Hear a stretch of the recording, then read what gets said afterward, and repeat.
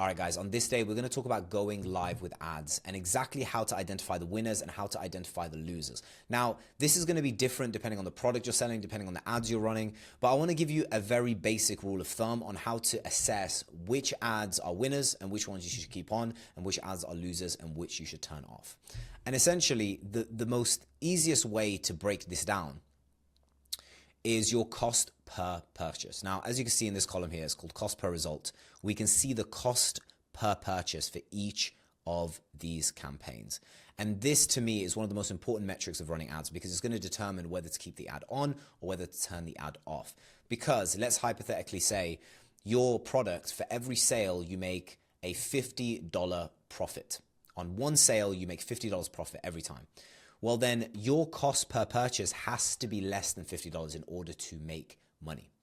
If it costs you $60 per purchase here, then that means you're losing $10 every time you get a sale. If your cost per purchase here is $10, meaning every $10 you spend on ads, you get one sale, then that means you're making $40 in total net profit because you got a $50 profit margin, you spent $10 on ads, and now you're at $40 in net profit. So your cost per purchase is one of the best ways to actually break down whether this is a profitable campaign or not. And this is the metric that I look at. Now, there's a lot of other metrics you can consider. Obviously, click-through rate is important because it shows how your ads are performing, like how many people are engaging with your ads. Is it hooking people?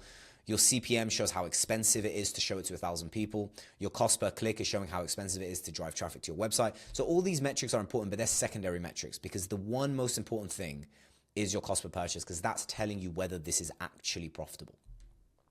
ROAS is important to a lot of companies. I personally don't look at return on ad spend. It's different from company to company and product to product. For me, honestly, the most important metric is cost per purchase. So let's break this down. We've got a few campaigns here. The sales campaigns we're looking at only. We're not looking at any of these under here. Just purely looking at sales campaigns, we can see the one that's generated the most purchases is this one. So what we'll do is we'll click inside of this campaign to look deeper. And we can see 3 different ad sets. And across the 3 ad sets, we can see that this one has clearly generated the most sales. So we can dig into that.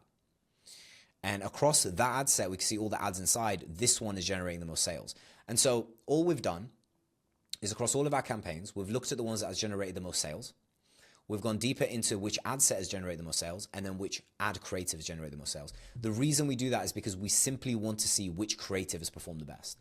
And from doing this, we now know this style of creative has performed the best. So what we're going to do is we're going to reuse this same creative to a different audience, different interest targeting, because we know that this creative works. So we want to test it to different audiences. And likewise, we're also going to look to create more creatives similar to this style. Now, this has clearly generated the most sales for a reason, whether it be the style of the ad, whether it be the ad copy, whether it be the targeting, but we have to identify what other creatives similar to this can perform just as well so that we can expand our campaigns and basically perform better and optimize. So now that we know that this has performed the best, what we can do is we can go back and we can just duplicate this exact campaign. So we can go ahead and in this case, this ad account is paused for the time being. It's an old ad account, but you can go ahead and just duplicate it. There'll be an option right here next to edit where you can duplicate the campaign. And then once you've duplicated it, you can basically go inside of the ad set right here, scroll down to audiences, and you can test this exact same creative, which has already performed well and you know it's validated. We can test it to different audiences. And this is very, very important to do because we know that this creative has performed well. We know that this creative has performed well. So the best thing we can do is now test it to different audiences. And you do that by simply going to the ad set level, duplicating the ad set, and then targeting different interests for a brand new ad set inside of the same campaign. So like we've got here, this one's called remarketing. We just duplicate this. We'd call it remarketing 2.0. We can test different interests and different audiences with the same creatives. And that way we can take advantage of a creative that has performed well. And we basically repeat this cycle. Every couple of weeks, we'll review the spend that we've done, which ad has performed best. Can we duplicate that and test different interests? Can we use the same creative but change the ad copy?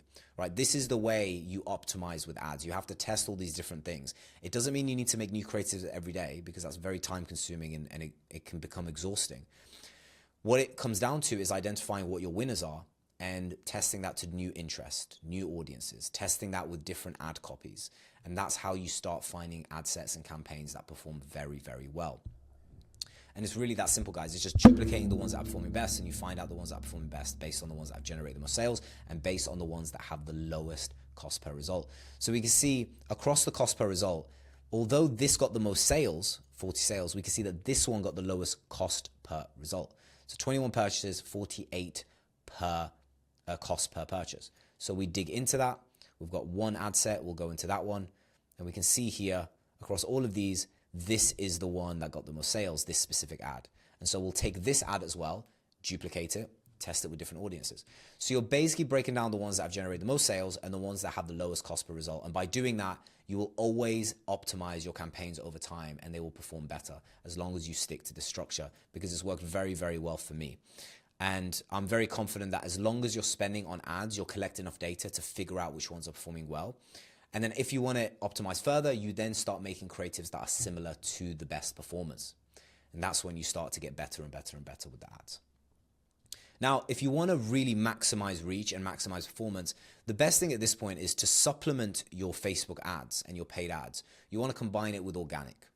And what that basically means is all these campaigns, of course, are performing through an Instagram account and a Facebook account.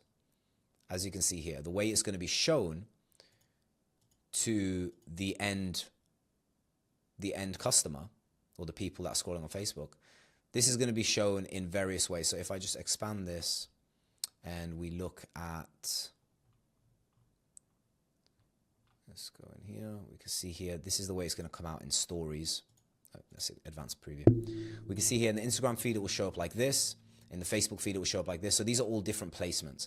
And the reason why organic supplements your paid ads is because when people see your ad on Instagram, when they click on the username in the top left, as you can see here, and they go to your Instagram page, if they see that you're actively posting organically and you have an organic following and you're getting likes and comments, then it gives more social proof for your e-commerce business, and it gives more social proof for them to trust your brand to buy from your website. So it's really important that as you start growing with Facebook ads and paid media, is to start considering an organic outreach approach so that you can start having them work in a unified way. Having organic support your paid and having your paid support organic is one of the most powerful ways to grow an e-commerce brand in trust, reliability, and also reduce your CPM. CPM meaning how much it actually costs to get 1,000 views. And so all of these together is probably the best way to scale. You simply just focus on your cost per result and the number of sales you're getting from a campaign. See the ads that are having the best performances in those two metrics. Duplicate them, test them with different audiences. Duplicate them, test them with different ad copy.